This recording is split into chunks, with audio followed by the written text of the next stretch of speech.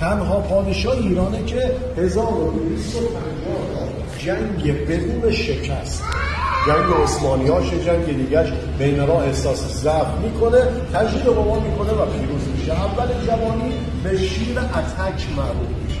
استاد هوشنگ سوم پدر معماری ایران این بنا رو سال 36 تا 42 میسازه از روی زندگی نامه نادر. از بیرون اگر به بنای نادر دقت کنید حالت شیب داره، کوهستانی، اتک بودن نادر رو کار کردن، نردهایی که دور تا دور مجموعه نادری کار شده، تمثیل 25 کیلویی نادرشاه افشاره. ستونای مجموعه رو اگر برعکسشون کنیم میشه کلاه سربازان نادر. قبل نادر یه گوشه است، وسط نیست، به دلیل اینکه همیشه توی چادر یه گوشه میخوابیده، همه بیرون هر کی نزدیک میشه متوجه بشه.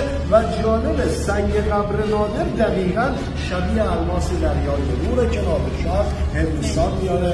1250 تا سنگ مرمر قرمز به تعداد جنگ‌های نادر کار کردن. پله‌ای که اومدیم بالا 13 تاست، به حدود 13 سال پادشاهی نادر برای ایرانمون برای مثل چادر عشایر زدن. نادرشاه تنها پادشاه ایرانه، در چادر به دنیا میاد، در چادر به دنیا میره و با آخر عمرش اصالت عشایر بودنش رو از دست. محمد گورکانی پادشاه هندوستان در گشت کرنال از نادرشاه شکست میخوره و نادرشاه از اونجا برای ما 1150 تا شتر فقط جواهرات میاره.